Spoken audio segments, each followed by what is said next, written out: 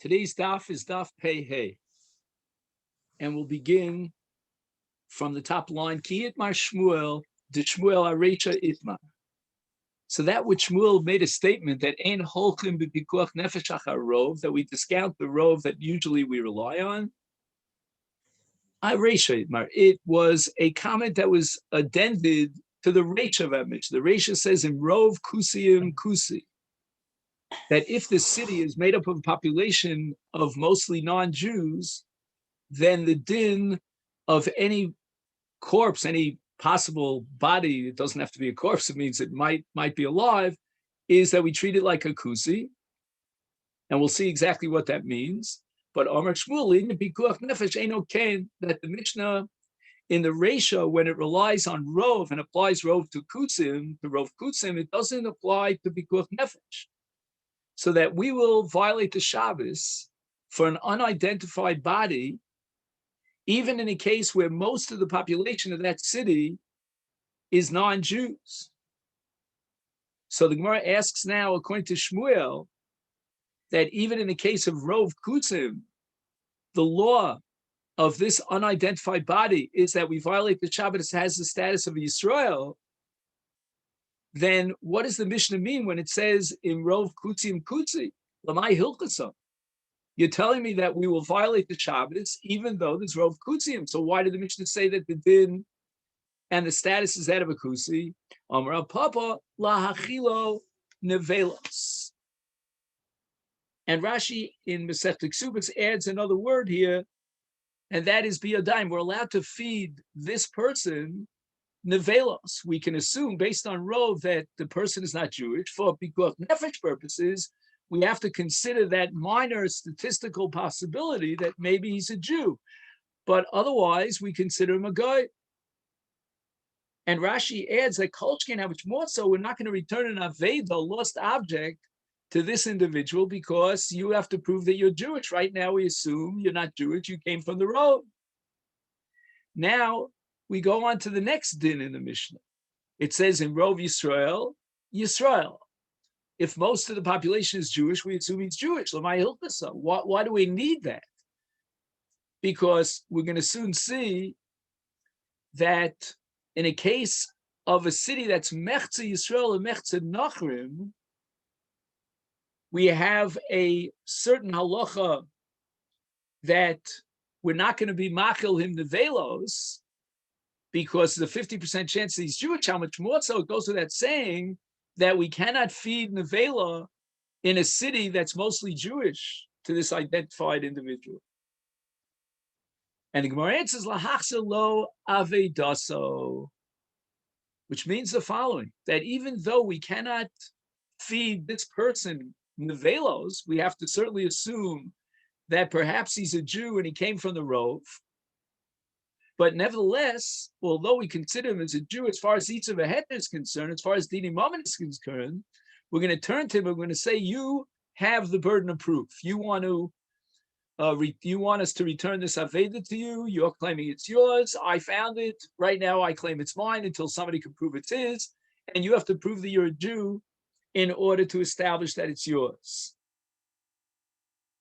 And Tosfos, quoting Rashi, says the reason why his din is the Yisrael, as far as Lachyoso is concerned, meaning we're gonna empty the community funds, the charity funds, in order to support this individual, even though we're not going to be machzir him an Aveda.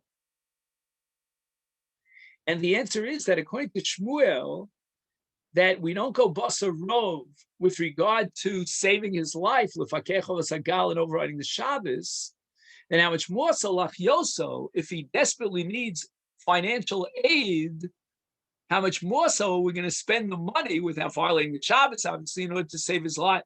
But when it comes to Aveda, the burden of proof is on his shoulders to prove that he deserves that we return the Aveda to him, because the person who finds it could say to him, Hamotzi v'chavero, you want to collect this object and demand it as yours, the burden of proof is on you.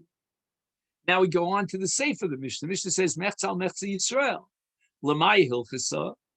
What halacha are you teaching me? As far as Achzaras Aveda is concerned, we already established that even in Rov Yisrael, you're not machzir aveda. And as far as saving his life, we already established that even if it's mostly goyim, we're going to save his life and override the shop. So what are you telling me? Mechzal mechza ki Yisrael. Reish Lakish, Nezikin. As far as Nezikin is concerned, for collecting damages and compensation for a sharsh and nogach, then the Gemara Bava Kama Daf Lamed Zayin establishes a fundamental difference between a Jew and a non-Jew. So, for example, if a Jew owns an ox and the ox damaged the property or an animal, it doesn't matter, of a nachri, of a guy. And there's another case, just the reverse, where the shar of a nachri was nogeach Yisrael. And here we have a fundamental difference. In the case of a shar shal nachri shenogach shal Yisrael, he pays nezek shalem, of full damages, full compensation, whether or not the shar has been proven to be a nagchan, meaning it's a muad, or even if it's a tam. Whereas, in the case of a shar shal Yisrael, if he was nogeach and he damaged the guy, he doesn't pay damages. If the shar shal Yisrael, nogach shal Yisrael, then the Torah distinguishes in Parshas Mishpatim between a tam who pays chatzi nezek and a muad who pays nezek shal. So the Gemara says, "Hechi dam." What was the case that Reish Lakish interpreted in the Mishnah of mechza al mechza ki Yisrael, as far as damages is concerned? If it's a case of the nadre Torah didan, lit Torah didei, if we're talking about a case where our shar, a Jewish-owned shar, damaged the shar of this person, this unidentified person, then when that unidentified person, who is the nizak, comes to sue for damages, then we're going to say to him, Neisei Raya, first prove that you're a Jew, Vinishkal, and then you can collect damages. Because if my shar, as owned by a Jew, is nogeach, the shar of a guy, I don't pay damages. So you want to prove that you're a Yisrael, and then you can collect damages. So in that case, it doesn't make sense that Reish Lakish would say mechzal mechza shel Yisrael, and therefore we assume he can collect damages. He has the burden of proof is on him in order to collect damages to prove he's a Yisrael. Because I don't have to pay damages to a guy in the case of Shach and Nogach. Lo tzricha, the Gemara answers, no. The case in our Mishnah, the way Reish Lakish understood it, is the nadche Torah didei with Torah didan. This unidentified person who owns a shar, his ox gored a Jewish-owned ox, and now the city is mechzal mechza. So the Jew, who is now the nizak, he's in the plaintiff position, and he's suing for compensation for damages. He's saying to this person, you're a guy, and therefore you have to pay a full price, nezek shalom, even if it's a shartam. Therefore, palga yoyevle, he has to pay him half of the damages. Why? Because even a shartam shal Yisrael, if he was mazik, he has to pay half the damages. But be'idach alga, regarding the increment between half the nezek and full nezek, namely, the mazik could say to the nizak, it's very possible that I'm a Jew, and therefore I am potter. Is Isi Raya, the Lav Yisrael Ana Uchkol. First, you prove, the burden of proof is that I'm not a Jew, and then you'll get the other half, as is the din of a Shar Shal Nachri, Shehizik Shar Shal Yisrael. The Mishnah continues, Misha Nafal of Mapoles, and the Mishnah mentions three sveikos. Maika Omar. What is the meaning of these three sveikos? Lo mi boy Omar. The sveikos move up the ladder in an ascending order, from the low to the high, to the easiest case and to the more complicated case. Lo mi boy, I don't have to tell you, goes without saying. That suffix, shusham, suffix, eno sham. If we're not sure if the corpse is there buried under the gal, di isa, if it's there, chayhu, we have every reason to believe that it's alive. In that suffix, we will violate the Shabbos. Ela filu, I want to tell you an even more complicated suffix, and that is suffix chai, suffix mes. Not only am I in doubt as to whether or not there's a corpse there, but even if there is a corpse there, I don't know that he's alive. In the first case, at least I knew he was alive. And yet the Mishnah says, mefakrin on the side, maybe he's alive. Lo mi boy suffix chai, suffix mes, di Yisrael. Now we want to tell you a third chiddush, that in a case where we don't know if he died, but at least we know he's Yisrael, el afilu, even if we have a third suffix, suffix husi, suffix Yisrael, nevertheless mefakrin. So we have three sfekas built one on top of the other. Number one, we don't know if there's a body there buried. Number two, if the body is buried, is it alive or is it not alive? Number three, is it a Jew or is it not a Jew? And despite all these sfekos, we will violate the Shabbos. Matzu chai, if we find that the body is alive, mefachrin esagal. So Gemara says, Matzu chai pshita, if you found it alive, certainly we have a clear-cut case of pikuach nefesh, and even suffix pikuach nefesh is dochet Shabbos. How much more so here when you have a vadai, lo tzricha dafilu chai shah. Even in a case where he's going to definitely die, but by doing whatever you have to do and overriding the Shabbos sushos, you can extend his life so that he can live a little bit longer. That itself, chai shah, is enough to override the Shabbos. And this is going to be dependent on the sugi that we'll see of Yirtzeh Hashem in a few minutes on Daf Behayim Beis, as to where the heter of Chil Shabbos for Atzos Nefashos comes from. If it comes from V'chai Bohem, V'lo Yomas Bohem, as we'll soon see, then we could say that that applies to Chai Shah, because V'chai Bohem is all Chai Shah is also called V'chai Bohem, and therefore will override the Shabbos even for the sake of the V'chai Bohem, which is a Chai Shah. The Mishnah continues, V'im Meis, if you found that his body it's already gone, he's already died, Yanichu, you're not allowed to continue to take out the debris and violate the Shabbos. Hanami Pshita, once again, if he's dead already, so what would be the Havamina that we would continue in our plan to violate the Shabbos L'fakech Sagal? Lo tzricha, but rather we're talking about a case where we want to get the mess out so that we could bury the dead. L'shitas Rabbi Yehuda ben Lakish. The Ksanya have a brayso ein matzilin es hames mipnei adleika. The body of a mess, the corpse of a mess, is muktzah. It has no purpose. It's like eitzim v'avonim. And even though there's a fire, we're not going to extinguish the fire, and we're not even going to take the mess away from the fire, because that would be violation of muktzah. That's the brayso and the Tanakama. Rabbi Yehuda ben Lakish, Ani Shamati, I heard from my Rebbeim, Shematzilin as a mess mipnei adleika, that we will allow violation of these muktzah in order to avoid the burning of the body.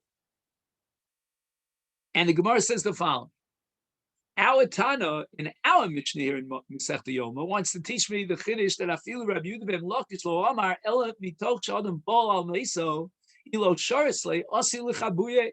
A person is so overwhelmed by the urgency of saving the body, the corpse of his his relative, that if you don't allow him to violate the Isser of Tiltul Muktzah, which is only an Isser D'Rabbanan, he may, because Adam Baal Al Mamono, he may violate a more severe Isser, a Malacha D'Oraisa of Kibui. He's going to extinguish the fire, take water and put out the fire, which is an Isser Torah.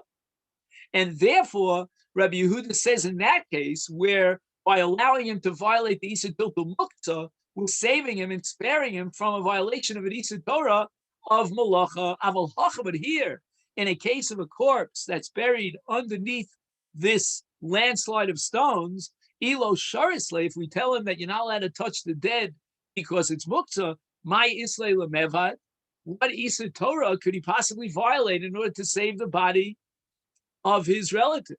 Therefore, even Rabbi Yehuda would concede that we're not going to permit violating the Shabbos by taking the stones out of the gal, even though the Isser here might be only an Isser Tiltul hames, which is the Rabbanon. We're not going to allow overriding tiltul mes min Rabbanon because there's no room to be afraid lest he violated Isur Torah. Tana Rabbanon, we learned in a Brisa, if we find a person underneath a landslide and it seems like he's dead because he's not moving any of his limbs, and now we begin to move the stones away one by one, and now we want to determine, is he alive or dead? At up to what point in his body there's respiration, there's breathing, and then there's pumping the blood around the body. At what point do we determine that he is dead? And therefore we have to cease our involvement in being mechfakech saga. The first opinion of the Brisa is bodek ad chotmo. We will continue removing the debris until we expose his nose. And then we'll see if he's breathing or not through his nose. If he's not breathing, then we can declare him as dead. And we cannot continue pinu yagal. But yesh omrim, no, ad libo.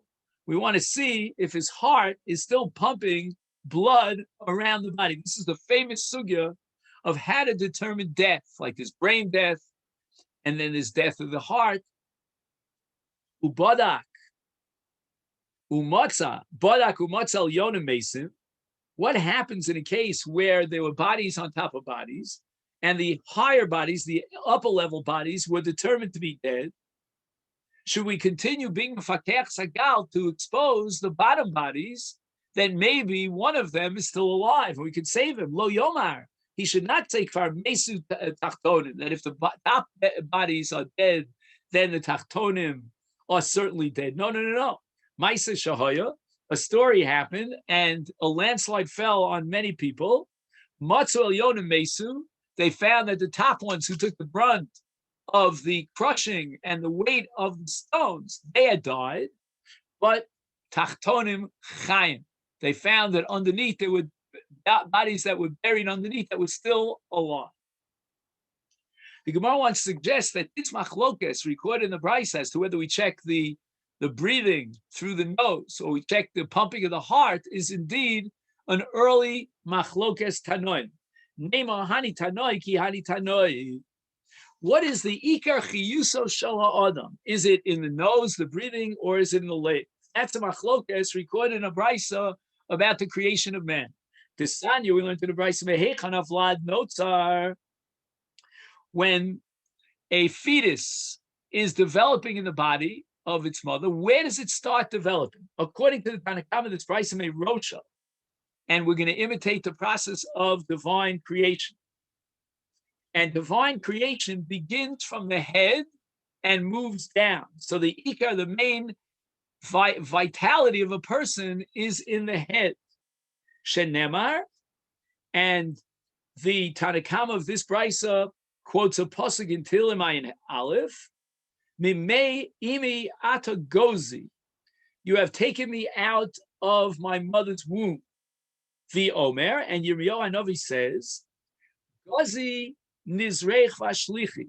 In other words, rip off the hairs of my head and throw them away. So anyway, we see that the word gozi, which is mentioned in the pasuk in Tehillim as the place from which man was formed, is the rush, it's the head.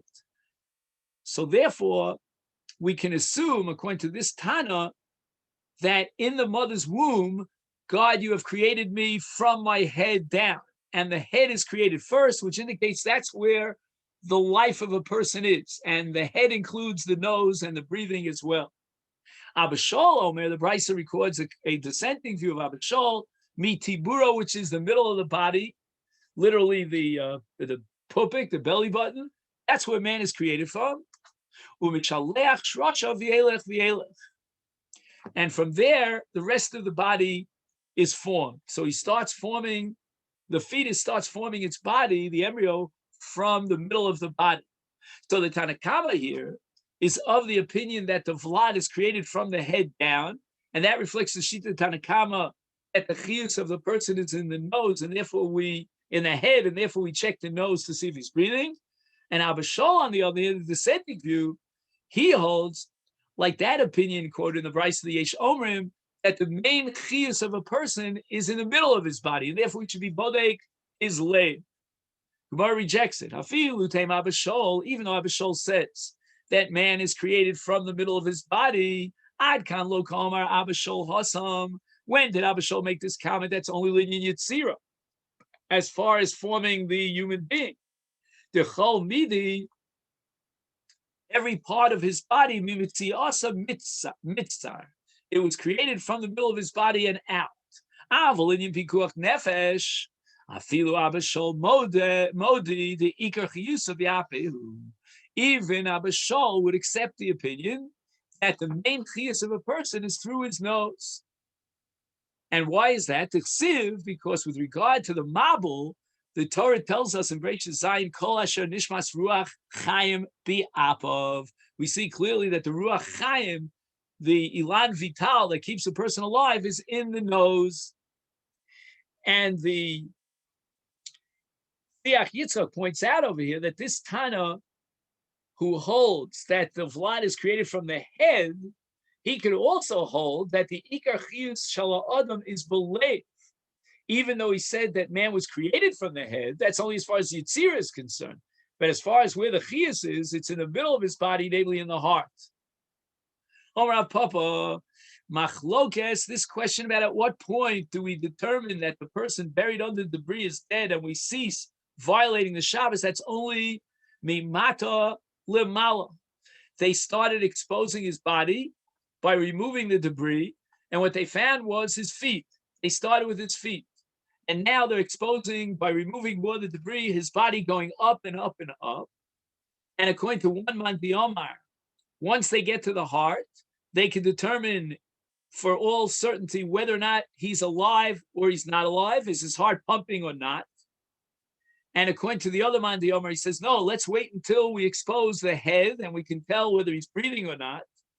But if on the other hand, they started exposing him from the top and they took out the debris and they exposed his head, and now they're moving downwards towards the feet. And in this case, came the Baduk Le'ad Chotmo. Once they determined that he's not breathing, Shuveino Tzarech, we no longer have to check him. We can declare and determine that he's dead. D'chsiv, Kol Asher Nishmas Ruach Chaim Bi'apov, the same pasuk that we quoted early. If there's no Nishmas Chaim Bi'apov, then we assume he's certainly dead. Okay. Now we get to the main sugya for today. And that is, what is the source? How do we derive the conclusion, this major principle, that for the sake of Pikuach Nefesh, we will override the Shabbos? And the Gemara is going to enumerate a number of different answers to this question, different opinions, until we get to finally Shmuel at the very end.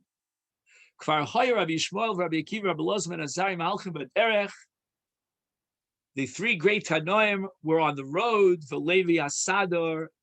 Levi was the individual who was in charge of being Mesader, the Braisos and the Halachos, and quoting all the Shitos. Rabbi Shmuel ben Oshel, Rabbi Elazar ben Azariah, he was also there. Mahalchim Achreya. Every one of the Tanoim will have his own unique answer to the question from whence we derive that we violate the Shabbos for the sake of Pikuach Nefesh. Nene Rabbi Shmuel Yomar, if the owner of the house finds that some burglar has broken into his house, the Torah says that the owner of the house has the rights to kill him, to take the law into his hands and kill the Baba Machteres, because the Baba Machteres might be threatening his life. So we will override the Iser of Ritzicha, and we will allow you to murder someone because of a Safek Pikuach Nefesh. Safek al Momen Ba, Safek al Nefashos Ba. We're not sure if this burglar is coming just to steal money or he'll take his gun and he'll kill you. Ushvichas damim, we know how severe it is to kill someone, and now we're allowing the Balabais to kill the Ba B'Machteres. And how severe is Ritzicha? It contaminates, pollutes the ground. of Israel, the land of Israel, and the Shekhinah will depart. And nevertheless, Nitan Latzilo ben Nafsho, you're allowed to violate Ritzicha and kill this burglar, even though we're not even sure whether or not he's going to endanger your life. And that means for the sake of Safek Pikuach Nefesh, we can override Ritzicha. It's Kalvachomer l'Safek Pikuach Nefesh, Shedoches HaShabbos, because Shabbos, with all due respect, is not as chamor as Ritzicha is. It doesn't have this extra element of Metamias Haaretz, Garim Shechina Shetistalik Yisrael. So if for the sake of Safek Pikuach Nefesh, we can override the Iser Ritzicha, then how much more so we can override the Iser of Shabbos. Now Rabbi Kiva wants to give his answer, and then Rabbi Kiva Yomar, the Torah says in the Parsha Rotzef L'Chiya, Zidich Al Re'eu, Lahar Go B'Yoma Me'im Mizbechi Pikachenu Lamus. So a person is about to kill someone, but Mazid. I'm sorry, he already killed someone, but Mazid, and therefore he's been condemned to death. And he happens to be a Kohen, and he comes to do the Avodah. And the Pasuk says, Me'im Mizbechi, which means that if he comes to begin the Avodah, this Kohen, we won't allow him to do the Avodah. We're going to take him out, and we're going to implement the death penalty. But v'lo me'al mizbechi, if he already began the avodah, then we're going to wait until he completes the avodah, and then we're going to take him out to kill him. So now, what is Rabbi Akiva deriving from this? Where do we see here in this parsha of Mi'im Bizbechi that Safek Pikuach Nefesh overrides the Shabbos? Amar Rabbi Baruch Rabbi Yochanan lo shanu. This then only applies that we don't take him when he's on his way to the Mizbech, Ela Lahamis, only in a case where we want to take him out in order to give him the death penalty when he killed someone b'mezid. And on the top of Pei Hamid Beis, Aval Lahachios Afilu Me'al Mizbechi.